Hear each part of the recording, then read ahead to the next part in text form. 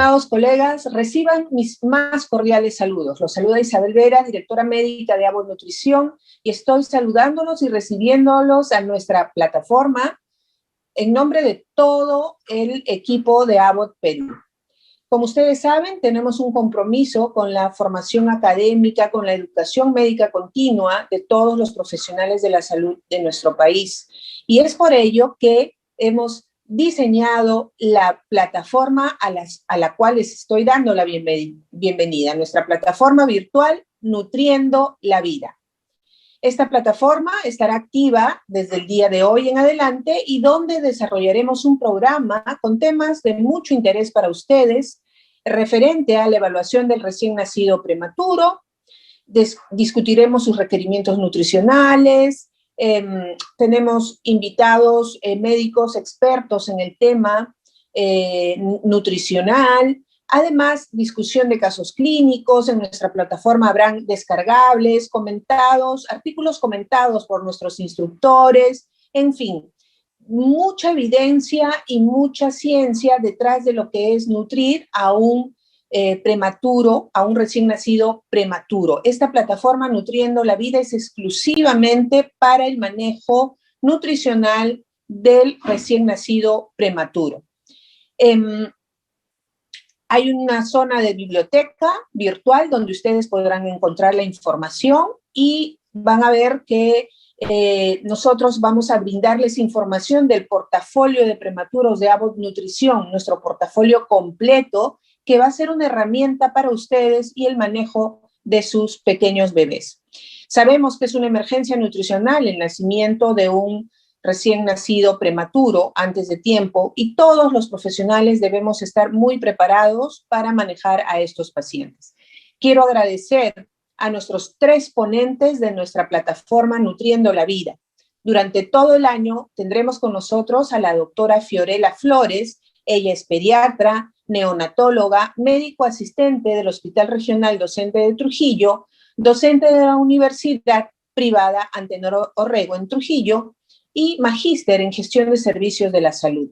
Además, tendremos con nosotros al doctor Erasmo Alayo, pediatra, neonatólogo, médico asistente de la Unidad de Cuidados Intensivos Neonatales del Hospital Cayetano Heredia, además docente de la Universidad Peruana Cayetano Heredia. Finalmente, al doctor Jorge Chirinos, pediatra, neonatólogo con muchos años de experiencia, médico asistente del Servicio de Neonatología y de la UCI Neonatal del Hospital Nacional Edgardo Rebagliati Martins. Mi agradecimiento a todos ellos que van a participar, ya están participando en nuestra plataforma, y los invito a que ingresen a todos los temas. Va a ser muy interesante escucharlos, va a ser un espacio para poder intercambiar preguntas y experiencias. Bienvenidos a todos y gracias por su asistencia a nuestra plataforma Nutriendo la Vida.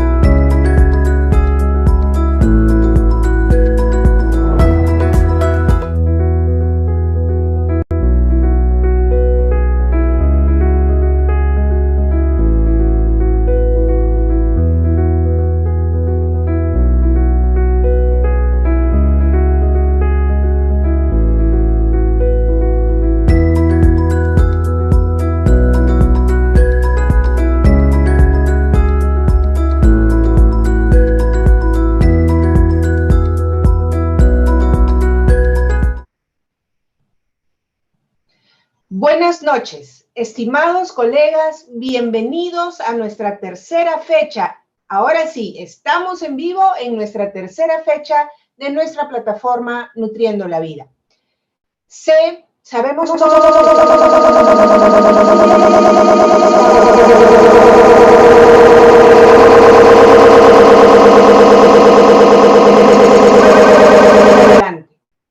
Nosotros en Abbott estamos comprometidos a seguir colaborando, seguir con la educación médica continua, y esto es lo que representa nuestra plataforma Nutriendo la Vida.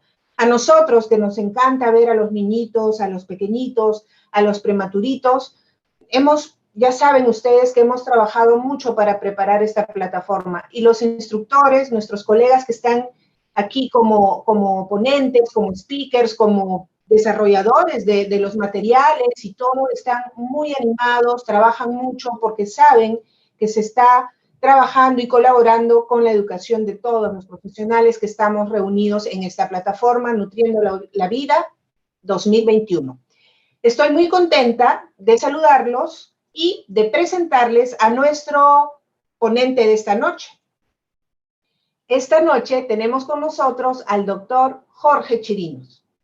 El doctor Chirinos es médico especialista en pediatría y neonatología, miembro de la Sociedad Peruana de Pediatría, profesor de medicina de la Universidad Peruana de Ciencias Aplicadas, médico asistente en el Hospital Edgardo Rebagliati Martins, miembro del Comité de Calidad del Servicio de Neonatología de dicho hospital. También es miembro de la Sociedad Internacional de Tamizaje Neonatal. Y además es una gran persona, un buen amigo, un gran colega, muy preocupado por sus pacientes, igual que todos los que estamos acá, estoy segura.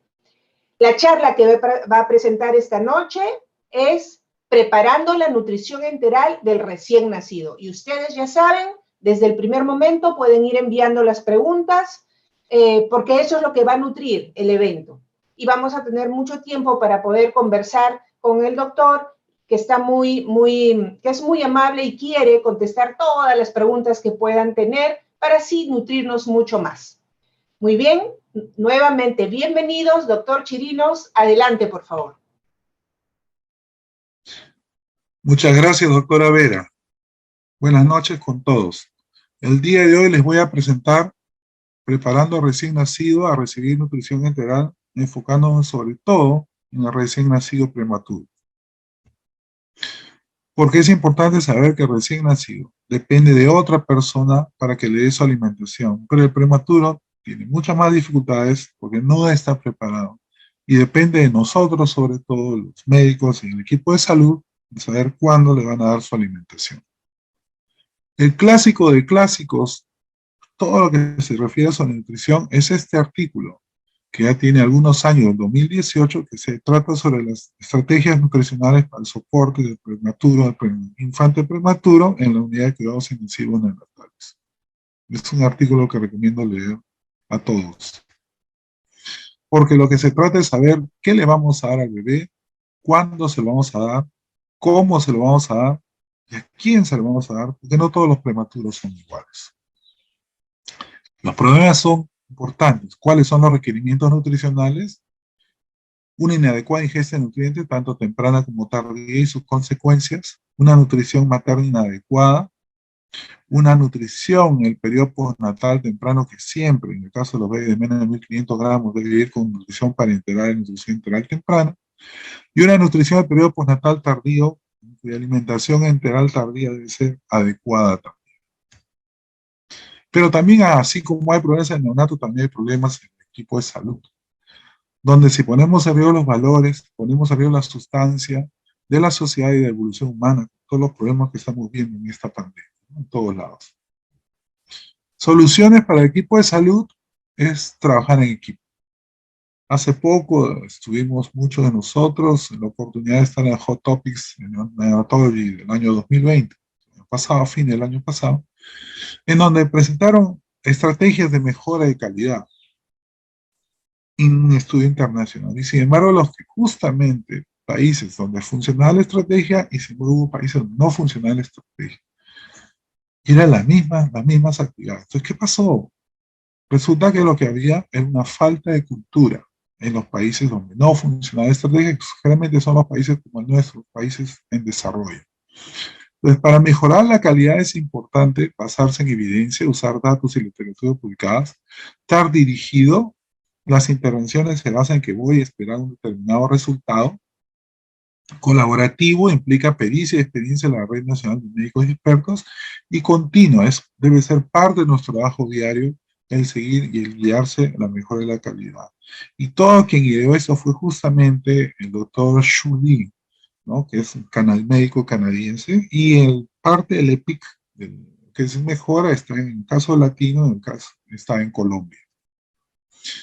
Y se basa en este decálogo del desarrollo que todos lo hemos visto de que éramos niños y que a veces nos falta repasar para ver cómo podemos mejorar la mejora de la calidad de nuestras unidades, de nuestros servicios y de nuestras familias.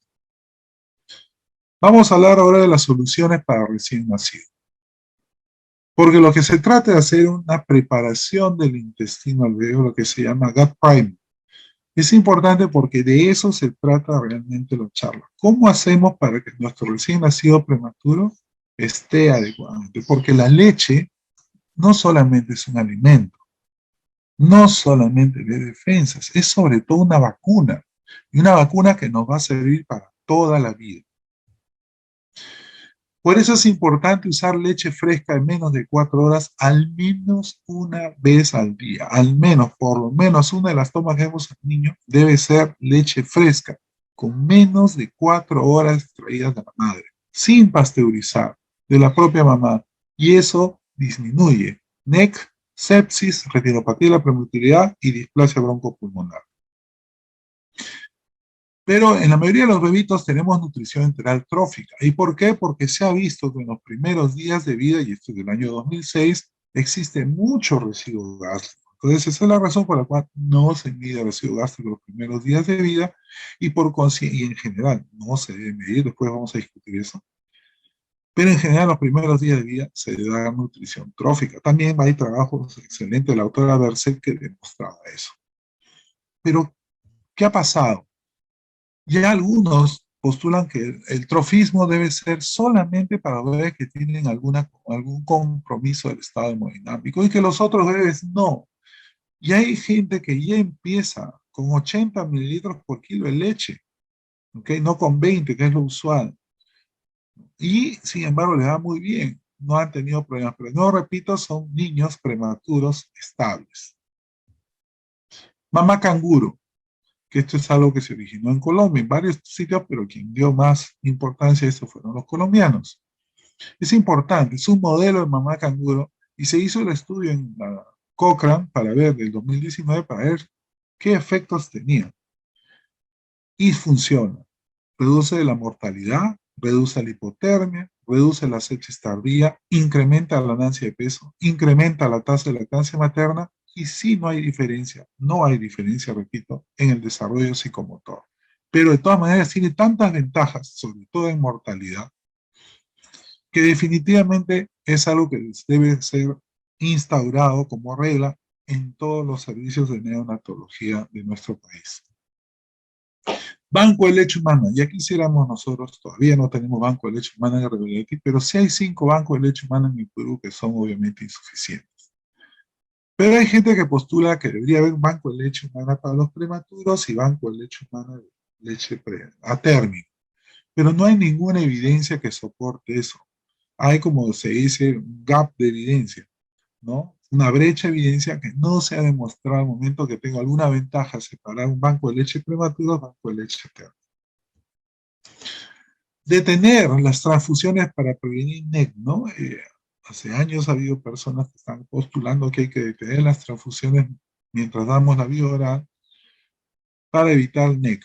Sin embargo, cuando vemos eso, resulta que no hay evidencia ni a favor ni en contra. En otras palabras, no se ha encontrado realmente que detener las transfusiones haya bajado la incidencia NEC. Fortificador. Y este es un trabajo también Cochrane del año 2020, donde se ve Sí, en bebés alimentados exclusivamente con leche materna, repito, bebés alimentados exclusivamente con leche materna, un fortificador de origen humano es mejor que un fortificador de origen bovino. Y no se ha demostrado eso, no hay diferencia en el uso de los fortificadores. Y ojo, es en bebés alimentados exclusivamente con leche materna. También hay otro paso, ¿no? El problema del chupón o chupete, como dicen los argentinos, ¿no? Y ponen ellos bien claro, Yenick, el doctor Yenick, pone asesorar en lugar de prohibir, una nueva iniciativa del Hospital del Niño, ¿no? El año 2016 se probó una análisis Cochrane que concluyó el uso de chupones en vez de lactancia de términos sanos desde el nacimiento y después establecida la lactancia, no afectó significativamente la prevalencia y duración de la lactancia materna. Y eso ha logrado hacer el cambio, ¿no? Decir, no se debe usar los chupones es fanatismo, no se debe hacer eso. Y lo sé, hay un cambio, ¿no? El cambio es aconsejar a las madres sobre el uso y los riesgos de alimentación con biberones, tetinas y chupetes. Ese es el noveno paso que ha cambiado. Y es importante porque se ha visto, por ejemplo, que el uso del chupón disminuye la muerte súbita.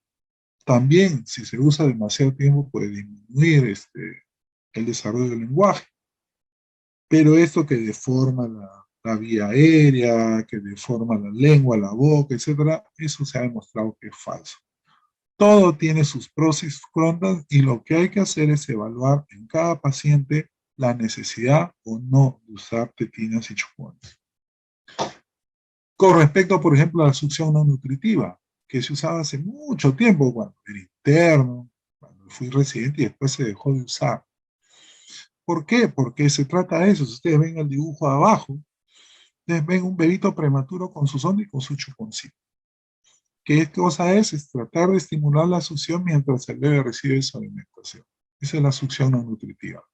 Y se vio en el año 2016, Cochrane, que la transición de la sonda orogástrica a la nutrición integral era mucho más rápida. La transición del inicio de oral a la nutrición total, integral total, era mucho más rápida. Se disminuía la estancia hospitalaria en 5 días, que es bastante, y no mostró, ninguno de los estudios demostró efectos colaterales, lo cual es muy importante. Por consiguiente, la succión no nutritiva también está recomendada a los bebitos de muy bajo peso. La fortificación de los usos de la leche humana. En el año 2019, la leche materna ya se ha visto que es un elemento, derecho básico del prematuro, y es la primera elección, sobre todo la leche de la propia mamá. Esto es muy importante, que la leche que debe recibir el bebito debe ser de su propia madre lo más posible. La Asociación Europea de Banco de Leche Materna y el Consejo de Milán recomiendan fortificar la leche. Ellos lo hacen a todos los bebés que pesan menos de 1.800 gramos. En el hospital lo hacemos a lo menos 1.500 gramos o a aquellos que hemos demostrado que hay una falla de crecimiento postnatal y pesan menos de 1.800. La fortificación debe empezarse cuando empieza de 50, 80 mililitros por kilo vía oral, ahí se debe dar la fortificación. Se requiere optimizar, porque debe ser individualizada, porque no todos responden, no todos necesitan fortificante para comenzar, y no todos responden a la cantidad. Algunos necesitan 2%, otros 4%, otras veces 5%. Por eso la fortificación debe ser individualizada. Y la mejora de la calidad de los fortificadores es un proceso continuo. Sonda nasogástrica versus sonda orogástrica. Antes se proponía, o versus gastrostomía. Antes se proponía que el niño con 6 semanas o más con sonda orogástrica, ni hablar, ya hay que hacer gastrostomía. Pero desde el año 2019 hay varios estudios, este es el más importante, pues son 264 infantes, se ha demostrado que los niños con gastrostomía tenían más tiempo de alimentación por tubo al año de edad, ¿ok? También tenían más visitas de emergencia y por consiguiente ya no se recomienda tanto el uso de gastrostomía con respecto a la sonda. Sonda orogástrica o sonda nasogástrica, creo que esto es una cuestión de enfermería, que bastante, algunos hospitales usan sonda nasogástrica, la mayoría de nosotros usamos sonda orogástrica. La OMS de 2015 dice que no hay diferencia. Cochrane del año 2011 tampoco encuentra diferencia, no hay evidencia realmente suficiente a favor de uno del otro, pero Badran en 2020 hizo un estudio donde vio a los niños que estaban, repito, niños que estaban hemodinámicamente estables desde el punto de vista respiratorio. Repito, niños estables desde el punto de vista respiratorio. Y donde encontró que la sonda nasogástrica era mejor que la sonda orogástrica. ¿Ok? Alimentación continua versus bolos en los bebés chiquitos, de los menos de 1500 gramos. Un metaanálisis de 2020 encontró que la alimentación en bolo era mejor. ¿Ok? Y en cambio demoraba la alimentación continua más. ¿Pero cuánto demoraba? Un día. 0,98 días para ser más exacto. Sin embargo, el resto no tuvo diferencia. Pero ¿qué es lo más fisiológico? Obviamente la alimentación en bolo, que es lo que nosotros todos tomamos. Pero en caso que fuera necesario, hay que usar la alimentación continua y como ven la diferencia no es mucha. Acá viene otra cosa. Muchos niños que no nacen de muy bajo peso tienen RCIU, que es una definición obstétrica, es decir, no ha tenido la curva adecuada durante el crecimiento intrauterino o tienen el Doppler alterado, el ecodoppler prenatal alterado. El RCIU obstétrico significa que el niño tiene una cierta curva y de pronto deja de crecer, porque de repente nace y tiene percentil más de 10, entonces es adecuado para gestacional, pero ojo, ha tenido RCIU obstétrico. O tienen un Doppler prenatal alterado, o tienen un lactato prenatal alterado. Bueno, eso se tiene con gases, es muy difícil nosotros en el ambiente acá en nacional. O postnatal, que nosotros vemos un niño que se supone nace bien, pero le pedimos gases y resulta que de pronto tiene un lactato aumentado. Entonces, esas personas, esos bebitos, tienen más posibilidad de tener resultados adversos, tienen más mortalidad, más NEC, más intolerancia alimentaria. Y por eso muchos de nosotros a veces, cuando tenemos esos casos de residuos tétricos, sobre todo si es simétrico, o un Doppler prenatal alterado, a pesar de que tiene un buen Advert, decidimos empezar la vida oral después de las 48 horas de vida. El síndrome de tapón de Mecón, que es algo muy frecuente. Muchas veces, sobre todo los prematuros, de pronto resulta que no evacúan en las primeras 24 horas de vida, máximo 48, pero igualmente debe ser a las 24 horas de vida. Y hay que diferenciarlo porque dice, uy, se distendió el bebé, uy, está obstruido, uy, tiene fibrosis quística. Y es una afectación que hay que diagnosticarla y manejarla con rapidez. Hay una asociación sobre todo con 4 condiciones. Uno, la prematuridad, sobre todo los menos de 1500 gramos, el hijo de madre diabética, que cada vez hay más diabetes materna, y un recién nacido que ha recibido tocólisis o sulfato de magnesio por preeclampsia y eclampsia. Eso por lo menos en el hospital es bastante frecuente, la preeclampsia y la eclampsia. Entonces, una cosa importante es eso. Y a veces, lo menos frecuente, pero también hay asociación importante con la enfermedad de Hirschsprung o con la fibrosis quística. La presentación es la incapacidad de eliminar el meconio en las primeras 24 a 48 horas de vida y de pronto desarrollan distensión abdominal y vómitos, que pueden ser hasta biliosos. El abdomen puede estar ligeramente distendido, en ocasiones con gases intestinales palpables. La aspiración, cuando se hace, es un contenido bilioso y el escenario es una obstrucción intestinal distal. Las radiografías son inespecíficas, ¿ok? Hasta a veces puede presentar un patrón granular. ¿Ya? En este caso, no muestran microcolon las radiografías. Ojo, repito, el tapón de meconio no muestra microcolon, que es importante. El enema de contraste a veces es investigación de elección y a veces es diagnóstico y terapéutico. Realmente es diagnóstico terapéutico. Uno hace el enema de contraste, destapa el bebito, libera el tapón de meconio y todo va bien. ¿Ok? Pero desgraciadamente a veces no es común en nuestros hospitales que nuestros radiólogos hagan enema contrastado o un colon contrastado. Pero es importante. Y obviamente el contraste debe ser hidrosoluble. El diagnóstico diferencial es ileomeconial, que se asocia con microcolon, acuérdense, enfermedad de Hirschsprung, la ganglionosis, malformaciones anorrectales, malrotación intestinal y atresia intestinal. Sin embargo, en nuestros prematuros, la primera causa generalmente es el tapón de meconio. Y esto es bien, bien importante. El ileomeconial simple se manifiesta a las 24 a 48 días con signo de obstrucción intestinal y el famoso signo de pulgar o relieve de asas. Tacto rectal, que es importante hacerlo, la ampolla está vacua. Entonces ahí uno va pensando en eso. El hilio meconial simple tiene justamente, ¿a qué se usa? Cuando uno hace un enema, un colon contrastado, como dice, microcolon en desuso con defecto de represión, y ahí, como ustedes ven en la radiografía de la derecha, ven ustedes bolitas de meconio. La obstrucción meconial del prematuro es muy frecuente, como les digo. Es importante y por eso nosotros saber cuando un niño de pronto comienza a distenderse, preguntar, ¿ha hecho o no ha hecho deposiciones? ¿Ha pasado o no ha pasado meconio?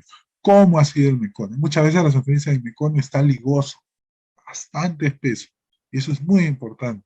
Entonces, meconio espeso más inmadurez intestinal, pensar en obstrucción intestinal del prematuro. Excluir la fibrosis quística y el Hirschsprung. Los criterios, la clínica es una obstrucción intestinal progresiva y los criterios son prematuridad severa o bajo peso al nacer, presencia al menos un factor, un embarazo de alto riesgo, parto por cesárea o uso materno de sulfato de magnesio. Un bajo grado de obstrucción, el examen del abdomen no es un abdomen totalmente distendido, atención, no, es un abdomen distendido pero que se deja deprimir y asas distendidas sin niveles hidroaéreos. El diagnóstico es por clínica, radiografía de abdomen, ecografía abdominal, y ahí la respuesta es enema con contraste. El enema con contraste es diagnóstico y terapéutico. ¿Qué hace, por ejemplo, el Hospital La Fe en España? Lo que hace es poner enema de suero fisiológico de 5 a 10 mililitros cada 12 horas, ecografía abdominal, y si eso no funciona, usa N-acetilcisteína, ¿ok? Con el suero fisiológico. Y si eso no funciona, pasan a la cirugía. Y este es un cuadro del diagnóstico diferencial entre lo que es el hilio meconial, el síndrome de tapón meconial y la obstrucción meconial del prematuro, que es la intención de la charla. Sobre todo en la clínica puede existir expulsión meconial parcial, y eso no significa que no se vaya a tratar. El diagnóstico es que no hay niveles hidroaéreos, hay defecto de represión, es un algoritmo provisional que dijimos de usar enemas, ¿ok? Y no se asocia ni con fibrosis quística ni con enfermedad de Hirschsprung. Prebióticos y probióticos. Los probióticos son los microorganismos vivos que confieren un beneficio a la salud del huésped cuando son administrados en cantidad adecuada. Los prebióticos son los sustratos que son usados selectivamente por el microorganismo del huésped confiriendo un beneficio a la salud. Los simbióticos es una combinación de prebiótico y probiótico, y los posbióticos son compuestos por los hechos de los probióticos. ¿Qué hay sobre probióticos a nivel prematuro? Porque eso es una discusión no solamente en nuestro servicio, creo que en todo el mundo. Entonces Cochrane hizo el año pasado una revisión y se vio que sí, la suplementación de probióticos, es decir, gérmenes buenos, disminuía la infección, disminuía la enterocolitis necrotizante y disminuía la mortalidad. Entonces eso es bueno, pero miren, el número necesario a tratar para obtener beneficios será 50 veces hay que tratar con probióticos para disminuir un caso de infección, 33 veces para disminuir un caso de enterocolitis necrotizante y 50 veces para disminuir un caso de mortalidad. Entonces uno dice, wow, sí pues, pero sigue siendo beneficioso. Es cierto, va a ser difícil, probablemente hospitales como nosotros que tenemos 180 veces al año de menos de 1500 gramos, pues veremos 3 casos menos de infección, eso es bueno, 3 casos menos de mortalidad, eso es bueno, y 6 casos menos de enterocolitis necrotizante, bastante bueno si usamos en todos los bebitos, podría ser. Pero no es así, resulta que de los 180 veces que nosotros tenemos, 120 son de 1 kilo a kilo y medio y 60 son menores de 1 kilo. Los menores de 1 kilo no se benefician con probióticos, eso lo vamos a ver. Entonces solamente nos quedan 120 bebés. Aún así, podría ser beneficioso. Entonces, como ven, eso disminuye la infección, disminuye NEC, disminuye mortalidad. Bacán. ¿Pero qué le damos? Entonces, cuando se han dado bifidobacterias, no ha habido diferencia estadística significativa. Se ha dado lactobacilos, no ha habido diferencia estadísticamente significativa, excepto enterocolitis necrotizante. Pero cuando damos una combinación de un lactobacilo más una bifidobacteria, sí hay disminución de enterocolitis y sí hay disminución de la mortalidad, y es bastante bueno. Y esto es del año 2020 de Sharif. Pero en los bebés de menos de 28 semanas no se ha demostrado eso. No hay diferencia. Por consiguiente, los probióticos, es decir, los gérmenes buenos, no suplementados, aparte de la propia madre, no se deben usar, ¿ok? En menos de 1000 gramos, solamente 1000 a 1500 gramos. Hay un problema, el problema está que podría haber una complicación por el uso de probióticos que podrían infectar a los bebés. Los prebióticos son componentes naturalmente digeribles que favorecen el desarrollo de los probióticos, los gérmenes buenos, ¿ok? ¿Cuáles son los prebióticos? Son los oligosacáridos de leche humana o HMO. ¿Y por qué?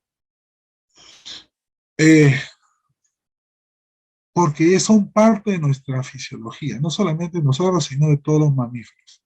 En nosotros los seres humanos existe la ruta enteromamaria. ¿Qué significa? Que los gérmenes que tiene la mamá en su intestino, los gérmenes buenos, van a pasar al bebé y van a pasar al bebé a través de la leche materna. Y eso es importante, y eso es una explicación por qué cuando hay cosas que le caen pesadas a la madre, también bebé que está con leche materna le pueden caer pesado al bebé. Y por eso también es importante saber, no solamente por en este caso, la biota, sino también por los productos mismos que pueden pasar por la leche materna. De ahí la importancia de darle un estricto control a la lactancia materna. Pero de nuevo repito, es importantísima la ruta enteromamaria.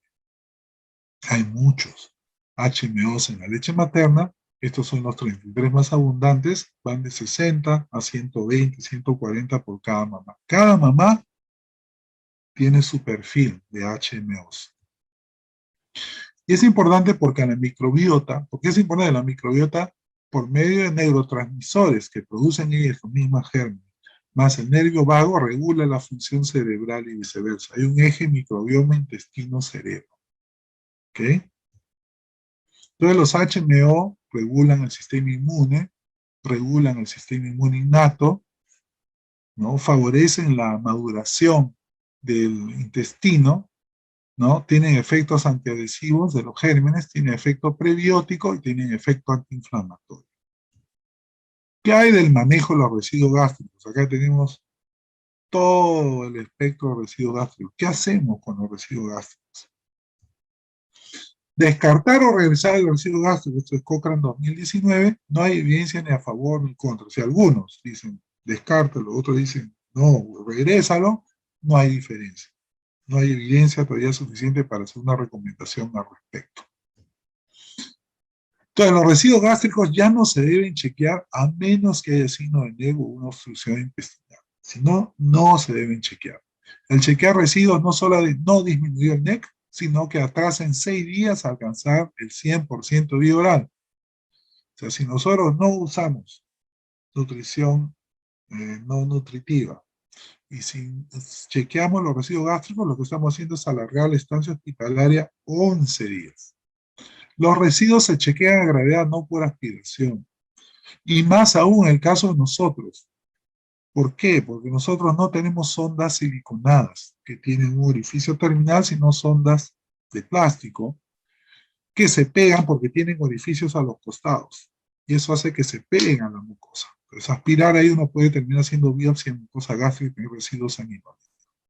Los residuos, exámenes auxiliares, pero sobre todo el examen físico se deben usar juntos para ver la tolerancia a la alimentación.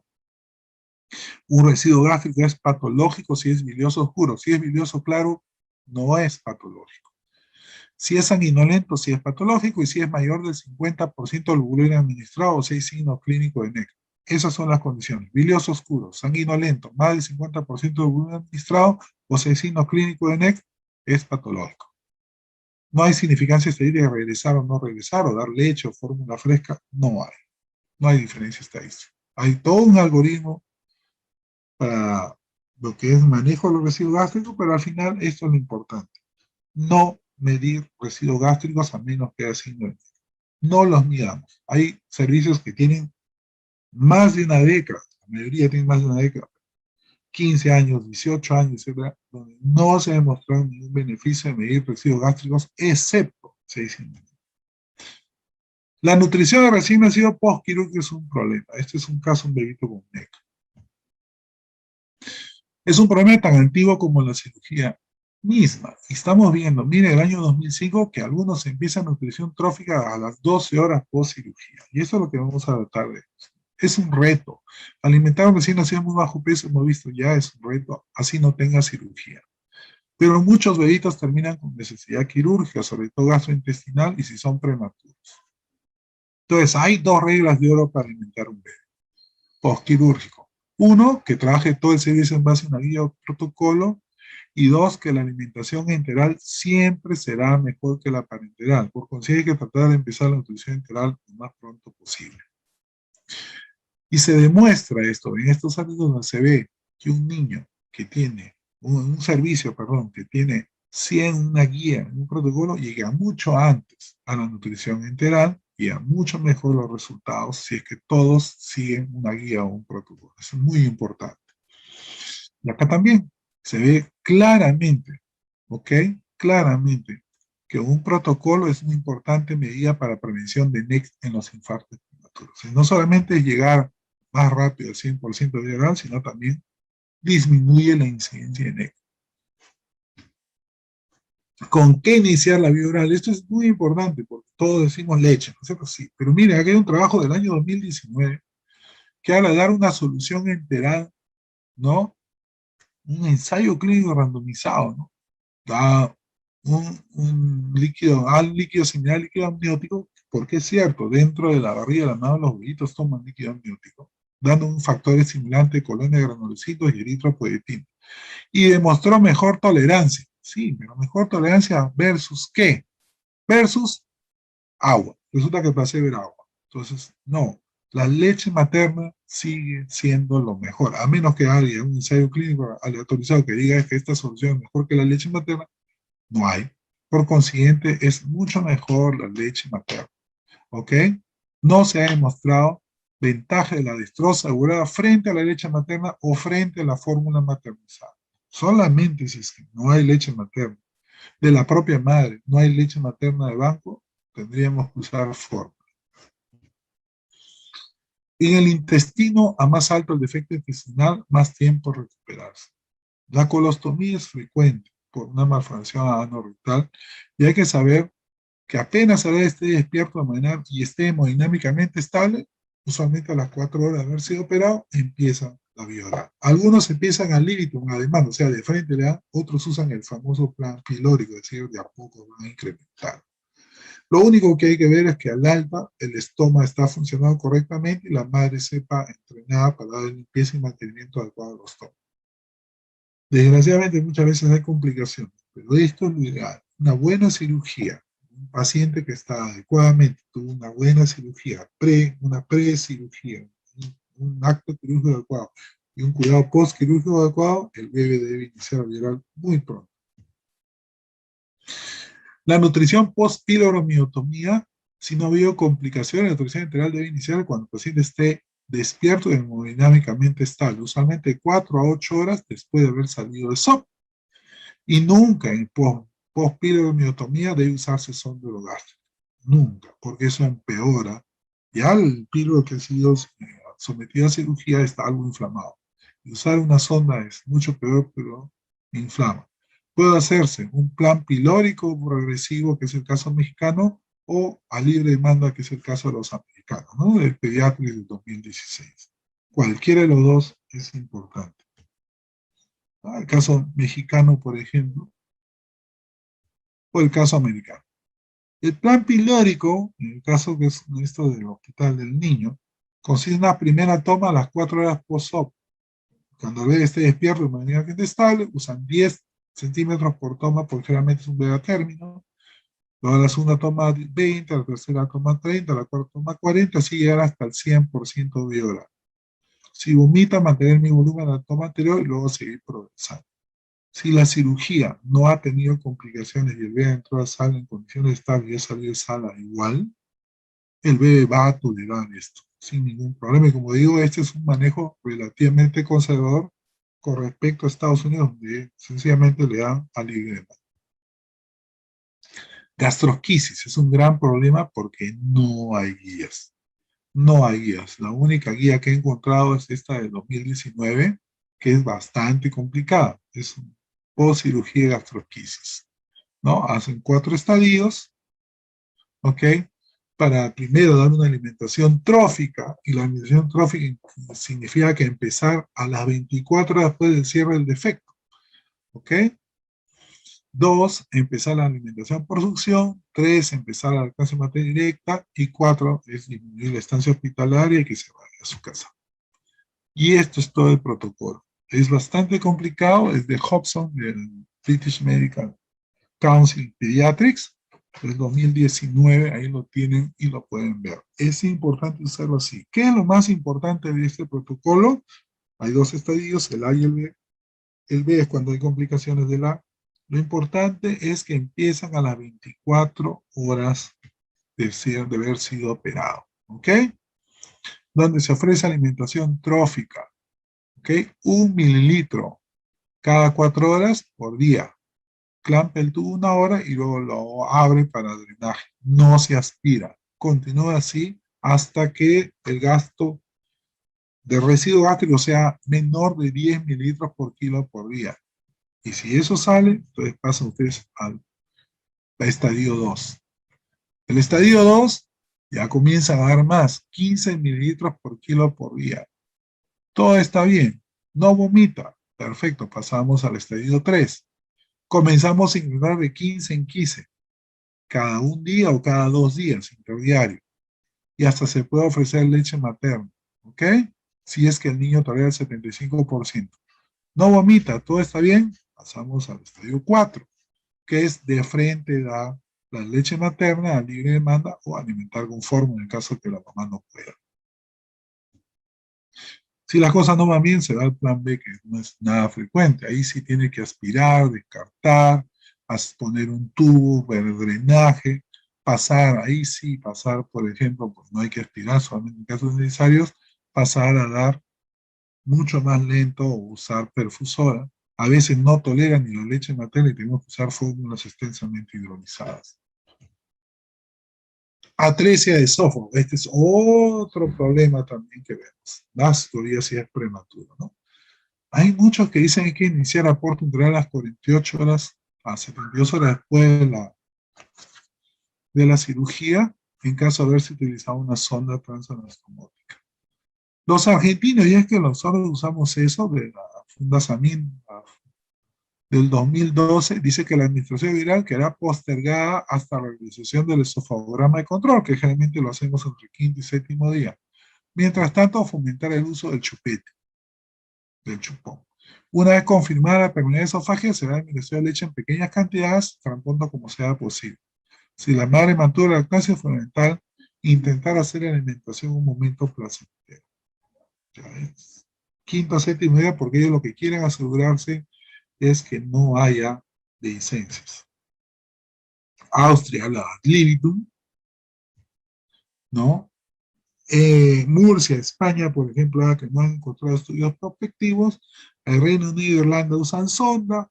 Hay países que no usan sonda. Hay servicios en el Perú que no usan sonda. Hay cirujanos dentro del mismo servicio, y eso sí está mal, que no usan sonda, porque uno debe decidir como servicio que todos deben trabajar muy similarmente de la misma manera. Entonces deberían decidir si usan o no usan sonda transanastomótica. La mayoría usa sonda transanastomótica. Pero como ven, no está exento de riesgo usar sonda transanastomótica, ¿no? Entonces, todo eso indica que sencillamente hay que realizar estudios prospectivos con una muestra suficiente para llegar a una cantidad adecuada. Entonces, el Hospital La Paz, por ejemplo, usa sonda transanastomótica, todos lo hacen igual. No tocar la sonda es muy importante porque se puede salir, y en caso de salida no lo vuelvan a colocar manoplas al niño para que no se lo saque, y listo. Confirma permeabilidad y le da. La alimentación simulada es un procedimiento que trata de estimular el consumo de alimentos, ¿no? Implica oler, probar y masticar alimentos. Entonces, se ha visto, esto es un consenso, y esto es un consenso europeo del año 2020, donde inicia la alimentación a las 24 horas de vida. ¿Qué hay? En ese consenso han visto qué cosa tiene el consenso. Dicen, por ejemplo, 100% tienen consenso en qué. 1, La ventilación postoperatoria y la relajación no debe ser usada de rutina y debe ser reservada solamente para pacientes selectivos, aquellos con una anastomosis a tensión. Si la anastomosis quirúrgica no ha sido a tensión, no debe usarse eso. Debe sacarlo lo más pronto posible de máquina. 2. La alimentación de la vía transanastomía debe usarse a las 24 horas postoperatoria y la alimentación oral de rutina debe usarse después de las 24 horas de la cirugía. Como ven, es rapidísimo lo que usa este consenso europeo del año 2020. NEC, este es otro problema, ¿no? Sobre todo si muchas veces tenemos suerte de que no los cirujanos sencillamente no hacen resección, no hacen ostomías, o hacen resección, pero hacen anastomosis, en el caso de que el intestino esté bastante bien, bacán, pero si no, es un problema. Es difícil, sobre todo lo ve en menos de 28 semanas y menos de 1 kilo al nacer. El NPO es variable, pero a más severo la NEC, más tiempo de NPO. Es fundamental, y esto es algo que todo cirujano pediatra debe hacer, reporte qué parte de intestino ha sacado, cuánto intestino ha sacado, qué y cuánto intestino ha dejado, si ha dejado la válvula y sacado. Es lo mínimo que debe estar en el reporte operatorio. Y para decidir si se realimenta o no, se debe preponer el examen físico y el estado hemodinámico. Esos son los estadios de Bell modificado. Es importante porque uno tiene que tratar diferenciar un intestino normal de un bebé, bueno, que tiene afección pulmonar, a un bebé igualito, por ejemplo, que ya tiene un NEC 2B en este caso, con hematosis portal, etc. ¿Cuántos días de ayuno podemos tener? Cuando es NEC 1, usualmente se da NPO y antibióticos por 3 días. Cuando es 2A o 2B, el NPO es más prolongado de 7 a 10 días, 2B es hasta 14 días, 3A 14 días y el 3B es cirugía y antibiótico por 14 días. En otras palabras, hasta el 2 al 1 es que sospeche NEC, son 3 días NPO, el 2A son 7 días, el 2B son 14 días, entonces es un NPO bastante prolongado, es un estudio del año 2020. No se conoce bien la fisiopatología exacta de la enfermedad, no se conocen cuáles son las estrategias alimentarias para prevenir la enfermedad, no se conoce cuáles son los biomarcadores que nos pueden decir la severidad de la enfermedad, o qué indicadores podríamos tener para decir que el intestino se ha recuperado, o qué drogas podrían usarse para prevenir o tratar la enfermedad. Entonces es bastante serio el NEC. Pre-NEC, algunos empiezan con 80 mililitros por día, como dijimos, no han tenido más incidencia NEC, post-NEC es diferente. El NEC médico en nutrición enteral, ¿ok? La determinación clínica, laboratorio radiográfica, es importante, pero lo más importante de todas es la clínica. ¿Cómo iniciar vía oral? Ausencia de apneas, bradicardias, no acidosis, leucocitos normales, no trombocitopenia, remisión de hematosis diaria y portal, mejora NEC. Punto, inicio. ¿Ok? No hay diferencia en usar vía oral a menos de 5 días que después de 5 días cuando el NEC es médico. Porque si puede ser antes de los 5 días, todo depende de la evolución clínica del bebé. ¿Ok? Acá también no hay más recurrencia, ni mortalidad, ni más estrechez, es un grupo NEC médico. ¿Ok? NEC médico en nutrición enteral, dice, no había incremento en resultados negativos dando más tempranamente que más tardíamente. Menos de 5 días o más de 5 días. ¿Ok? No hay diferencia. Entonces el NEC médico usualmente estamos viendo que es alrededor de 5 días o 3. ¿Ok? NEC quirúrgico es diferente. No hay regla conocida, ya vimos lo que nosotros vimos, que iba 10, 7, 14 días, ¿ok? Eso es importante. Reiniciar la leche materna exclusiva siempre es mejor, y si además es fresca, con menos de 4 horas extraídas, mucho mejor. Los oligosacáridos han demostrado un rol importantísimo en la adaptación intestinal. Pero hay casos en que aún así no toleran la leche. Tiene un gasto por ostomía mayor de 20 mililitros por kilo por día, entonces podría aumentarse el tiempo por contacto, ya no hablo en bolo, sino hablo en infusión, y si hasta único infusión logramos eso, damos fórmulas extensamente hidrolizadas. ¿Ok? Entonces, 5 consideraciones que hay que tener en cuenta para vía oral es longitud del intestino, funcionalidad del segmento intestinal, reemplazar o no las pérdidas por ostomía, ¿con qué? Macronutrientes y nutrición parenteral. La longitud del intestino debe ser mínimo 40 centímetros de intestino con válvula cecal para decir que tiene un pronóstico por lo menos aceptable. Si no, la verdad es que el pronóstico es muy malo. La funcionalidad del segmento. Cuando es yeyuno ileal, tiene mejor pronóstico. La yeyuno-cólica son difíciles de tratar y cuando la yeyinostomía significa que se ha volado todo el colon, el pronóstico es bastante malo. El gasto por ostomía. ¿Cuándo se considera que un gasto por ostomía es más alto de lo normal? La mayoría dicen más de 20 mililitros por kilo por día. Algunos van hasta 40. Y se repone usualmente con solución polielectrolítica. Algunos usan cloruro de sodio, pero la mayoría usamos solución polielectrolítica cuando se trata de intestino y cloruro de sodio cuando se trata del estómago para arriba. Es muy importante vigilar electrolitos, porque se absorben los electrolitos, grasas y vitaminas muy de cerca. Recuerden sobre todo las liposolubles y las grasas se absorben y a veces hay el problema que no hay hilo, no hay una buena absorción de lo que es la bilis y lo que es todo lo que depende de la absorción de las sales biliares y de las grasas. ¿Ok? Alimentar relacionados con ácido graso de cadena larga dentro de los celes y pufas mejora la longitud intestinal y el crecimiento de las velocidades intestinales. ¿Ok? No así los triglicéridos de cadena media porque tienen un problema. ¿Cuál es el problema? Que como tienen más osmolaridad los TCM, son osmóticos y pueden producir más pérdidas por la ostomía.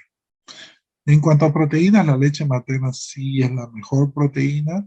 ¿Ok? Cuando el intestino tiene síndrome de malabsorción, a pesar de ser leche fresca, se tendrían que usar fórmulas, sobre todo hidrolizadas o extensamente hidrolizadas. ¿Ok?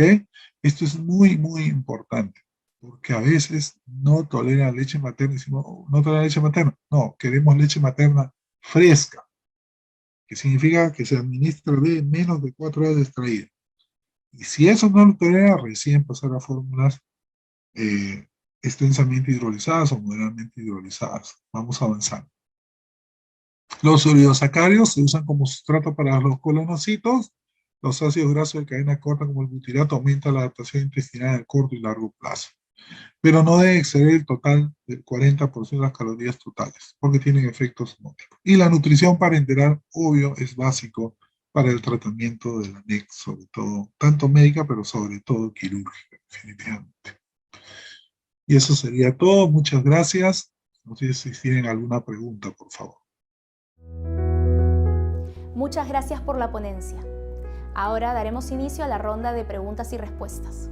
Pueden escribir su pregunta en la barra que se encuentra en la parte inferior de este video.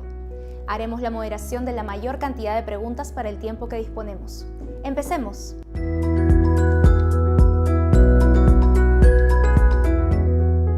Muchas gracias por la ponencia. Ahora daremos inicio a la ronda de preguntas y respuestas. Pueden escribir su pregunta en la barra que se encuentra en la parte inferior de este video. Haremos la moderación de la mayor cantidad de preguntas para el tiempo que disponemos. ¡Empecemos!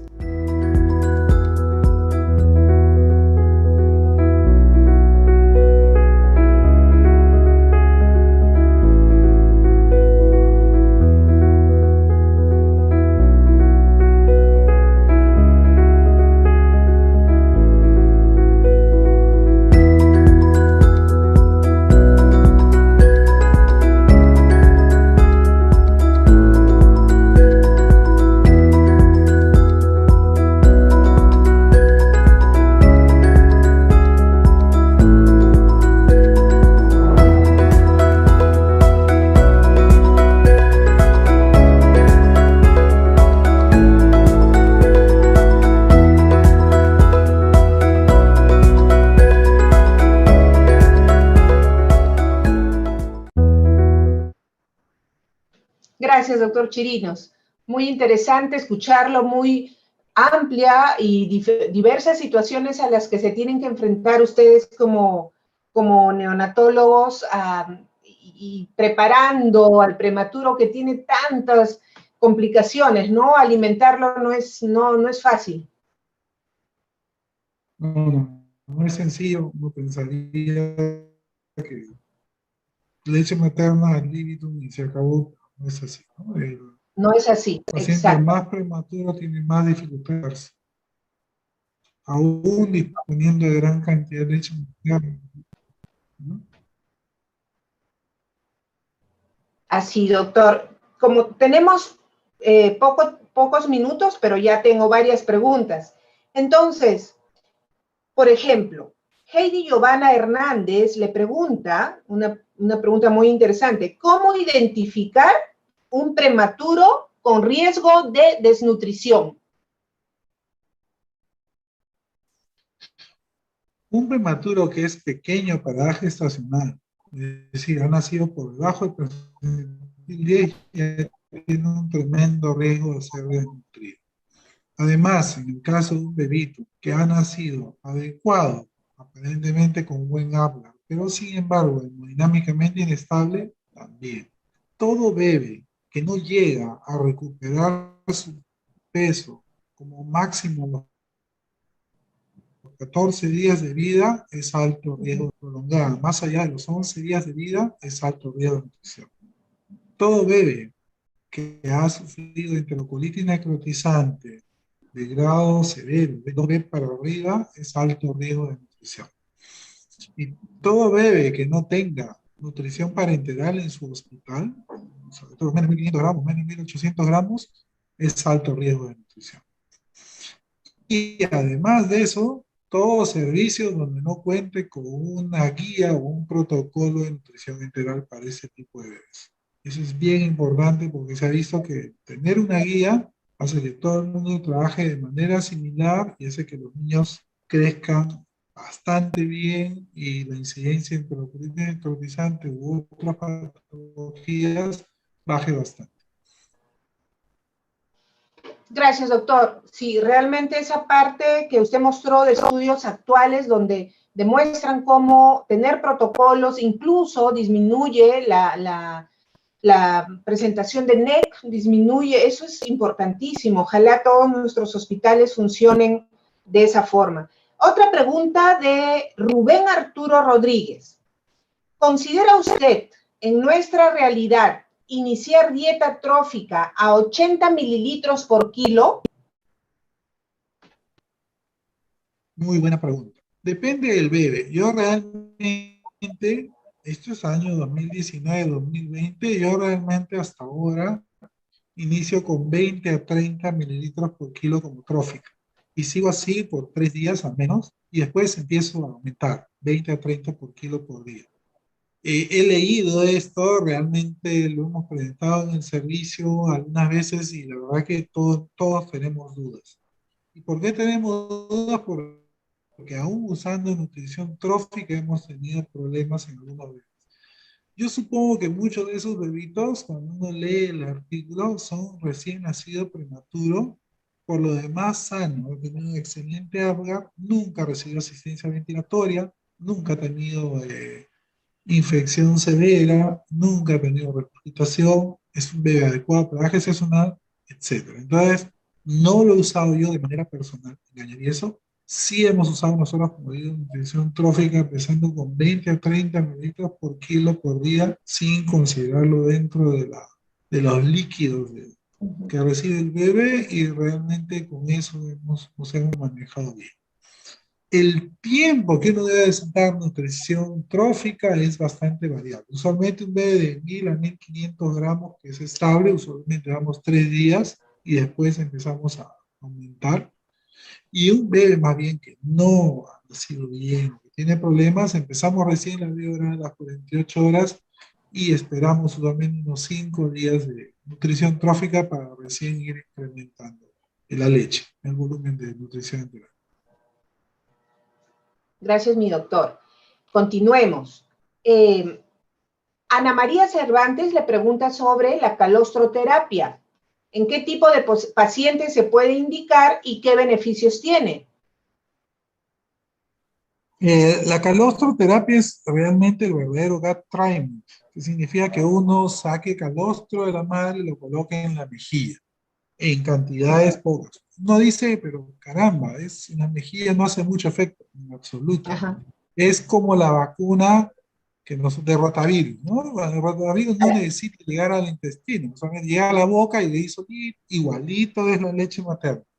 Calostroterapia. Llega a la cavidad oral, igualito comienza a cerrar todos los gaps, todas las brechas intercelulares que hay en el intestino de todos nosotros y comienza a cerrarlas inmediatamente, porque está programada la leche materna para hacer eso. ¿Ok? ¿Por qué? Porque tiene factores tróficos y de crecimiento a la propia leche materna que hace que eso suceda. ¿Es buena la calostroterapia? Por supuesto que sí. Todos los bebés que están hemodinámicamente estables deben recibir. ¿Ok? O sea, no tengo yo leche materna en cantidad adecuada, 20 o 30 centímetros cúbicos, uso calostroterapia. No hay ningún Excelente. problema. Excelente. Gracias, mi doctor. Excelente. La doctora Claudia Quiroz le pregunta, doctor, felicitarlo por la gran ponencia y quiere saber su opinión sobre los lavados gástricos con cloruro de sodio. Es una también excelente pregunta. No está demostrado que un lavado gástrico sea de beneficio, a menos que uno piense, por ejemplo, a veces uno resulta que tiene sangrado, dice tengo que parar. Si es un sangrado activo, podría ser. Antes, mucho antes, años antes, se hacía con suero fisiológico helado, etcétera. Ya no se hace esa barbaridad, felizmente. Ahora es con suero fisiológico a temperatura normal, si es que tenemos un sangrado activo de importancia, ¿no? Pero si no, no está indicado los lavados gástricos. El retirar el residuo gástrico usualmente es suficiente, no necesita lavado. A veces, sin embargo, hay lo que nosotros llamamos el síndrome de tapón. No el tapón meconial, sino el tapón en el estómago. A veces el líquido amniótico ha sido relativamente espeso o no ha tenido un buen tránsito con la vía fetal. Entonces, ¿qué pasa? Resulta que el píloro se forma como un tapón y el niño toma la leche y la vomita, toma la leche y la vomita. El estado general es bueno, el niño toma leche y la vomita. Entonces, en esos casos, a veces uno hace el lavadito, saca ese tapón y mejora muy bien el bebé. El niño, por ejemplo, que ha ingerido sangre materna, ¿ok? A menos que vomite, se podría intentar un lavado. Pero si no realmente así hay ingerido sangre materna, si el niño está asintomático u oligosintomático, no vale la pena porque es mucho riesgo. Hay más riesgos que beneficios en el lavado gástrico. Gracias, mi doctor. La doctora Roselena Chávez nos pregunta, doctor Chirinos, gracias por su excelente ponencia. Una pregunta, en tiempo de pandemia, ¿cómo están haciendo mamá canguro? Es una muy buena pregunta. ¿Qué hacemos en el servicio? Sí, estamos, al inicio todos estábamos aterrados, ni siquiera Asustado, sabíamos claro. si pasaba de mamá a bebé y separamos a los bebés. Ahora no.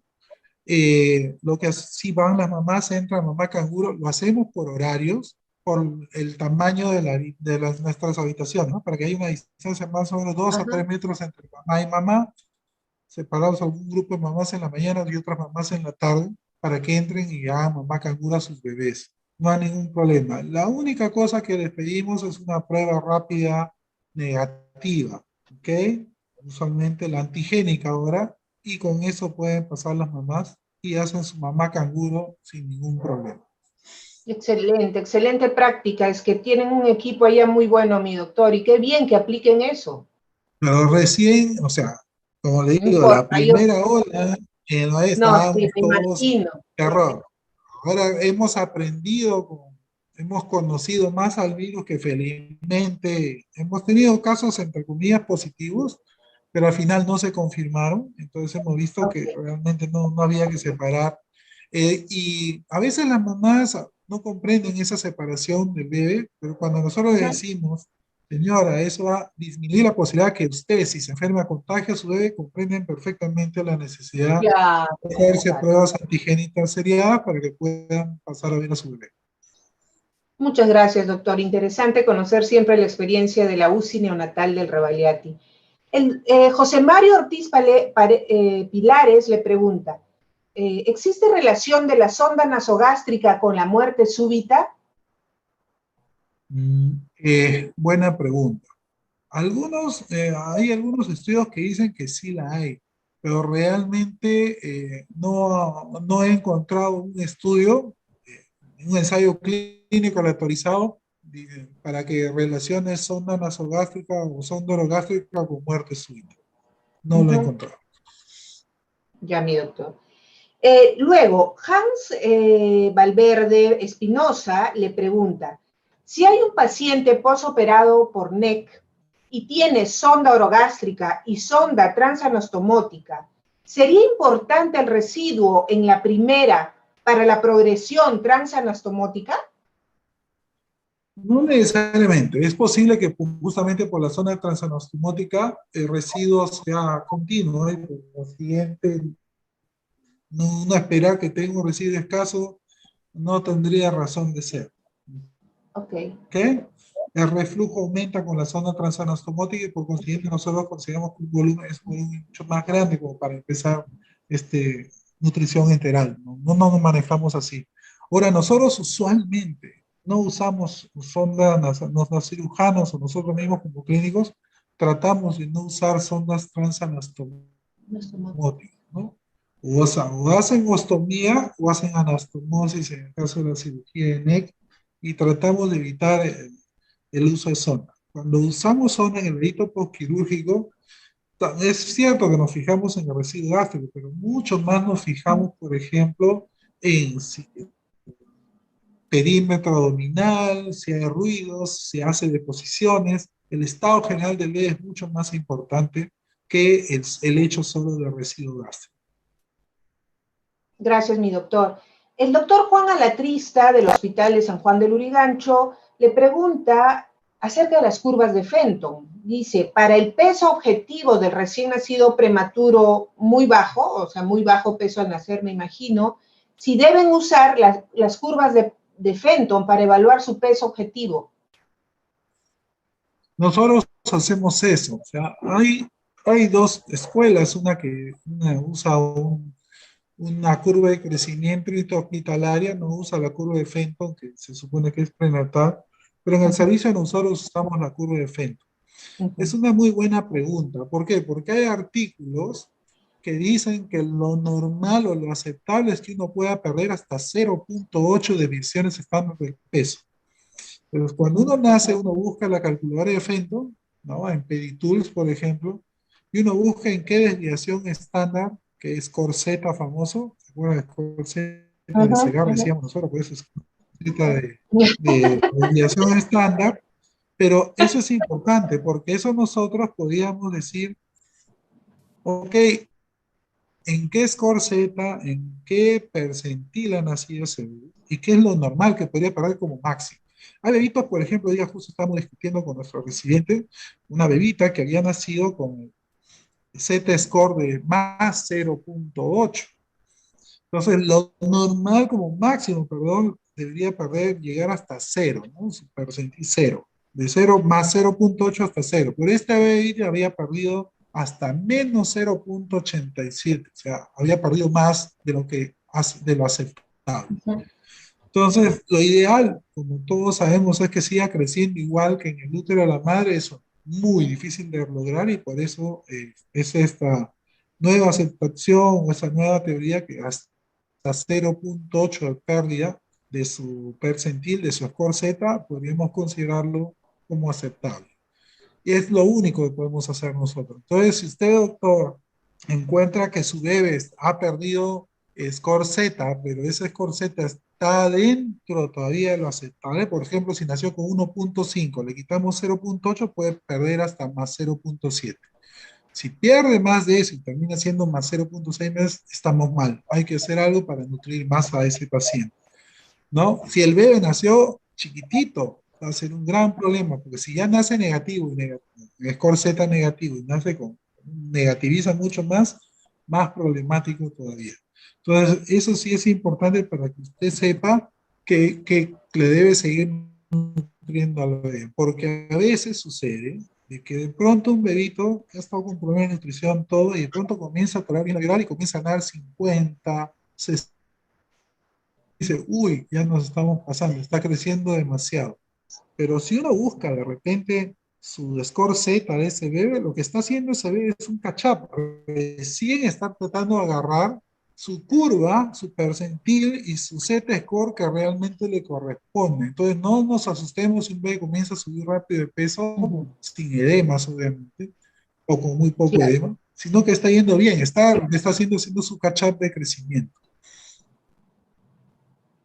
Excelente, excelente, doctor Chirinos. Alexandra Ullman le pregunta, buenas noches, gran ponencia, y justo de la succión no nutritiva, que me encantó ver la evidencia que usted presentó, y dice, en la succión no nutritiva del recién nacido con chupón, ¿usted ha visto si se produce el síndrome de confusión pezón-chupón cuando el recién nacido empieza la lactancia materna? Lo que yo he hecho ¿cómo se llama? En Estados Unidos es un observationship y el tiempo que he estado no he encontrado nada de síndrome de confusión, en absoluto. Y como digo, es una cosa normal.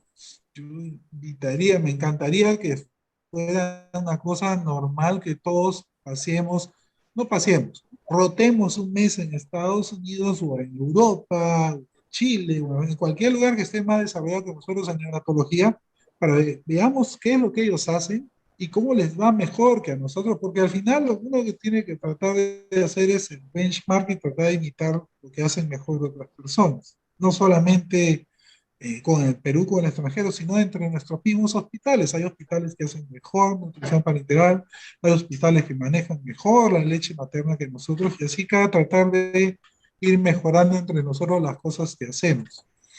Entonces, uno va a esos países y se da cuenta realmente que no hay síndrome de confusión. Los niños al revés, aprenden a succionar más rápido y por consiguiente más rápidamente los colocamos al pecho de la madre, no solamente para canguros, sino realmente para que empiecen una succión efectiva, una nutrición enteral efectiva directa de la mamá.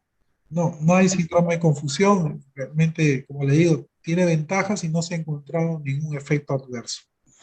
Muchísimas gracias, doctor. Luego, Ronald Sánchez le pregunta si hay alguna guía para el inicio de la nutrición enteral en recién nacido con falla hepática por sufrimiento intestinal y o colestasis.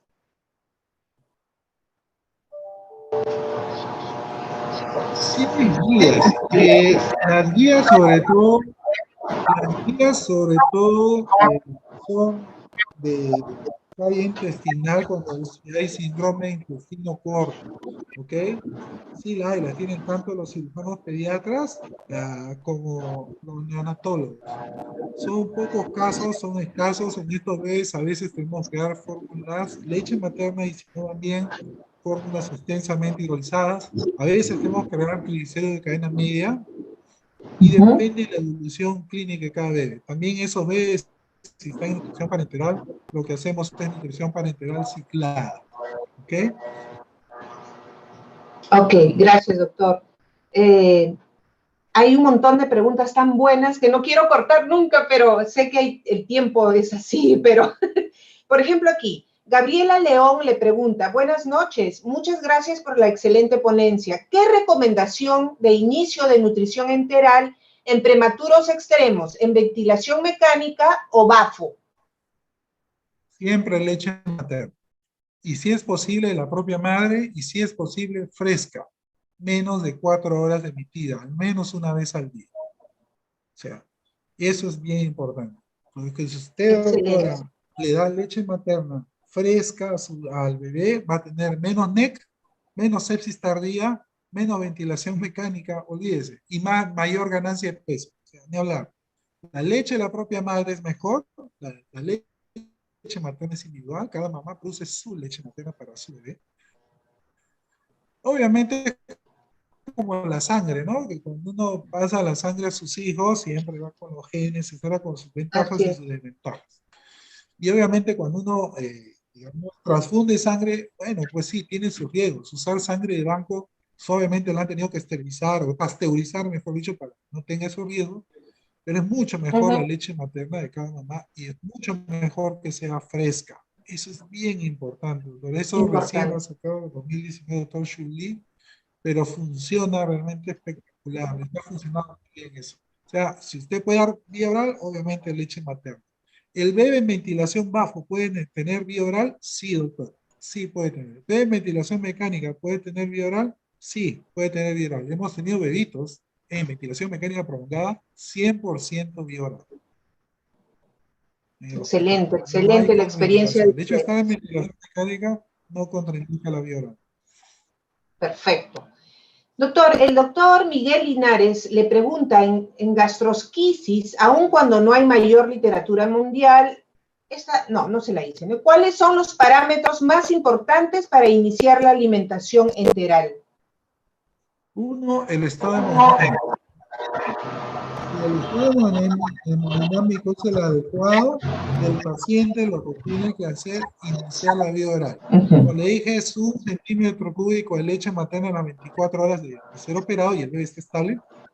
1 centímetro cada 4 horas, 1 hora cierra la sonda y luego lo abre. Y lo único que hace es medir el residuo gástrico.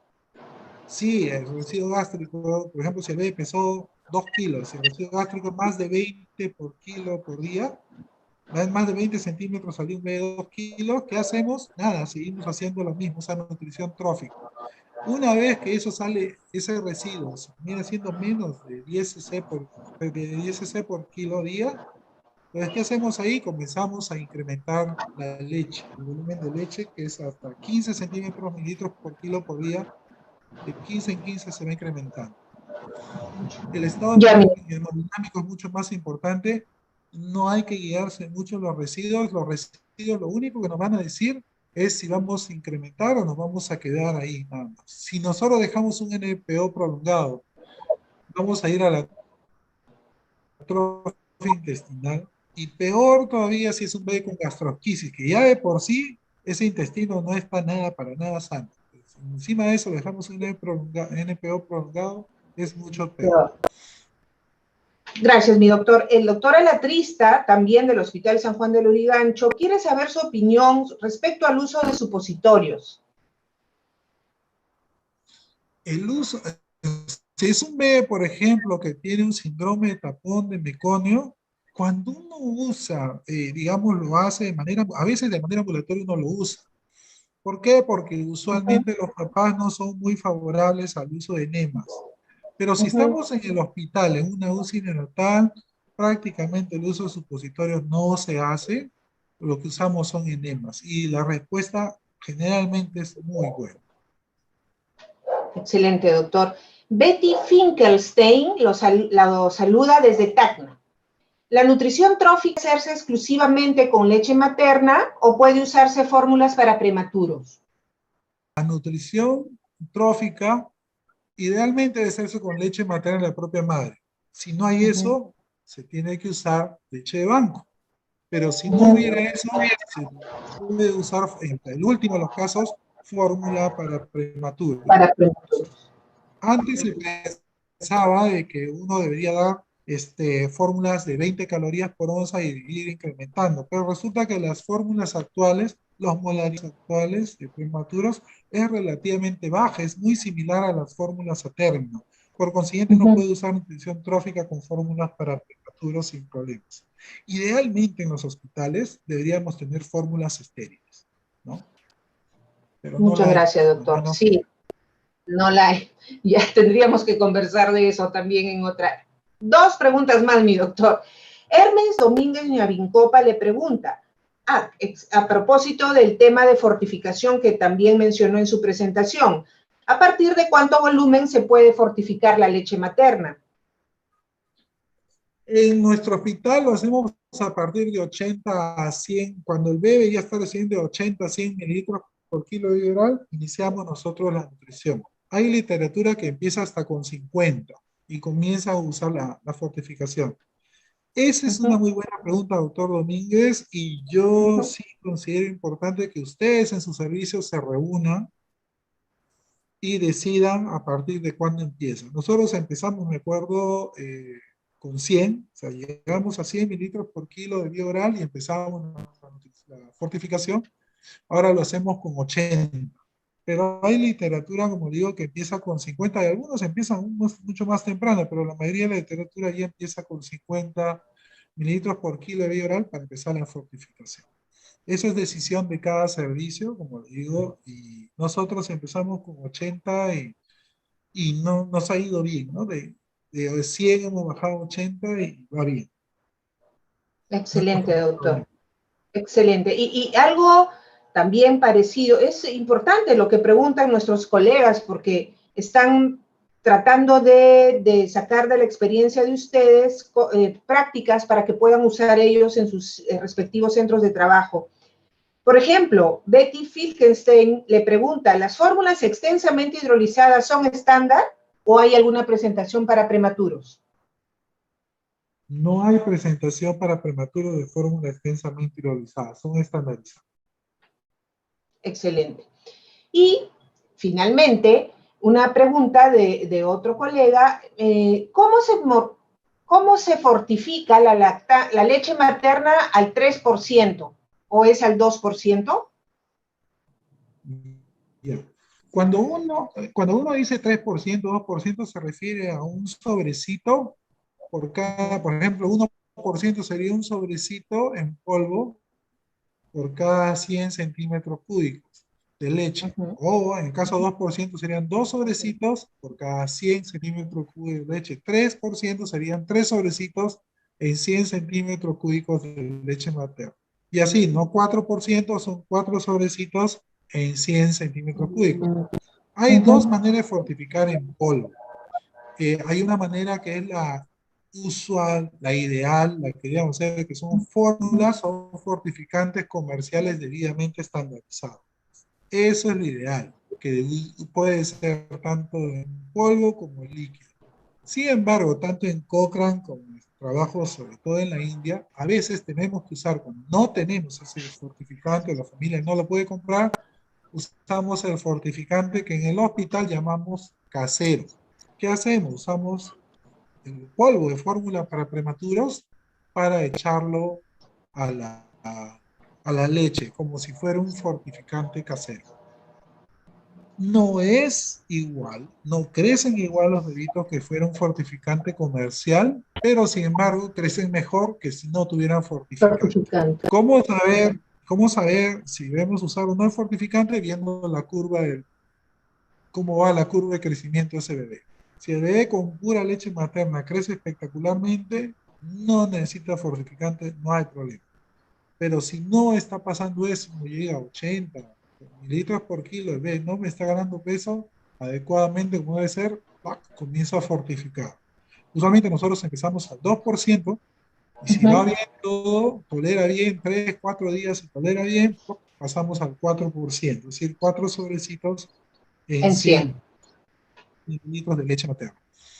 Hay bebitos especiales, sobre todo los bebitos con displasia broncopulmonar, oxígeno dependientes, los que han nacido en menos de 1000 gramos, chiquititos o súper pequeños para edad gestacional, porque han nacido por decir, tenemos un bebito de 600 gramos a las 31 semanas que nació y que está con una displasia. En estos bebitos hemos llegado a veces 5% o 6%. Y con eso han empezado a ganar peso de manera adecuada. Y ahí nos quedamos con esa fortificación. Por eso la fortificación debe ser individualizada. Individualizada.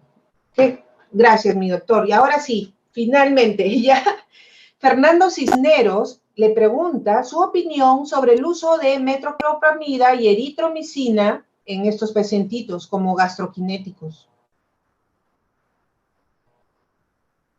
Es una muy buena pregunta. La metoclopramida en general no se usa porque tiene problemas, ¿ok? Desde el punto de vista cardiológico, sobre todo, y algunas veces hablan del QT prolongado, etcétera, desde el punto de vista cardiológico, desde el punto de vista neurológico. Entonces, otros países la han descartado por completo la metoclopramida.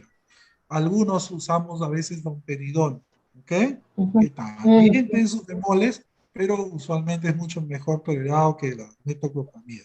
Entonces la metoclopramida prácticamente la hemos descartado. Y la segunda parte de la pregunta era eritromicina, perdón. Eritromicina. Sí. Eritromicina, ok. Nosotros en el servicio sí usamos eritromicina. No hemos encontrado esa asociación de eritromicina o macrólidos con estenosis hipertrófica del píleo. Yo sé que hay reportes en la literatura al respecto, sin embargo, nosotros no lo hemos encontrado en el servicio, lo hemos buscado. Realmente el Comité de Nutrición es bastante bueno el que tenemos. Rosana ha hecho un excelente trabajo y hemos buscado esa asociación, no la hemos encontrado, por consiguiente sí seguimos usando eritromicina y nos va bastante bien con el uso de eritromicina. No usamos tanto otros macrólidos como acitro o claritromicina, lo que usamos es eritromicina.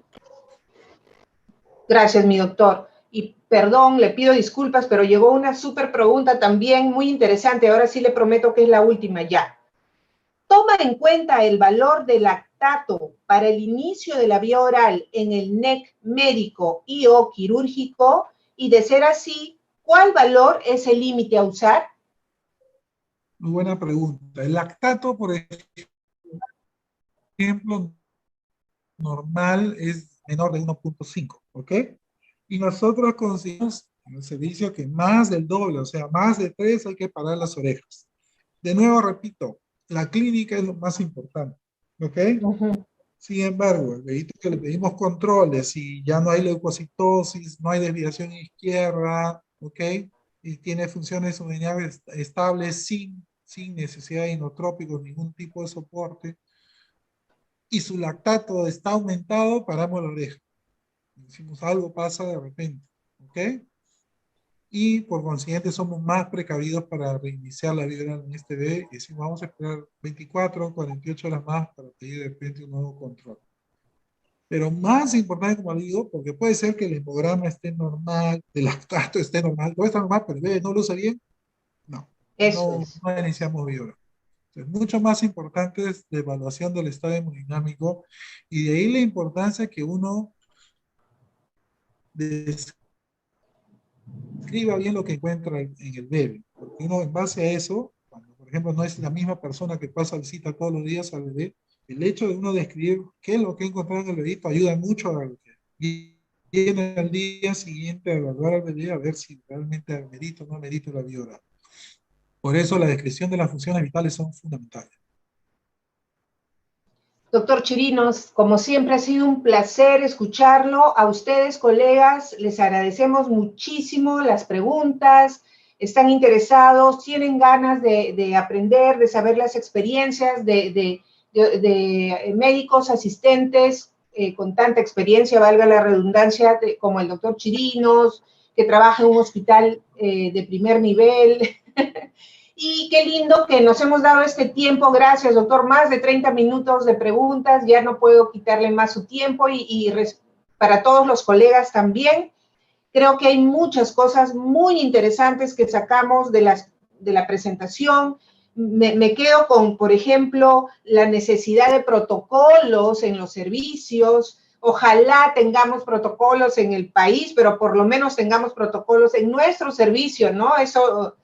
el comentario del doctor de diferentes médicos del mismo servicio, en diferentes manejos que no podría decirse, ¿no?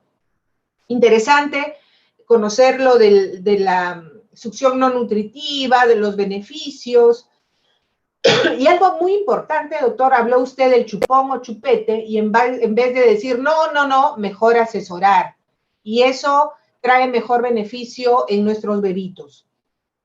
Bueno, nos quedamos con muchas cosas más, mi doctor, para poder conversar. Seguramente vamos a tener otra reunión en nuestra plataforma Nutriendo la Vida para seguir conversando, intercambiando experiencias, preguntas, respuestas. Muchísimas gracias por su presentación y su tiempo, doctor Chirinos.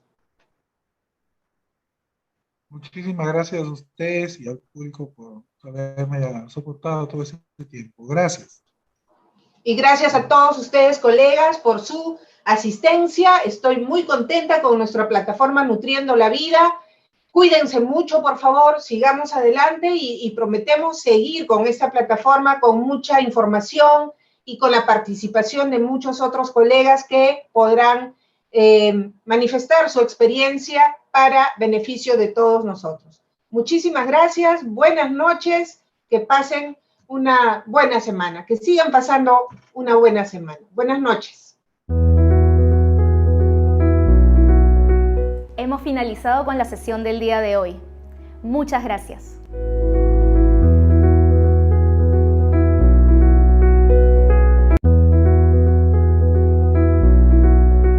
Hemos finalizado con la sesión del día de hoy. Muchas gracias.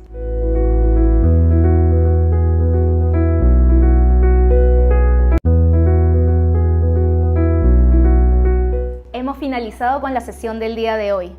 Muchas gracias.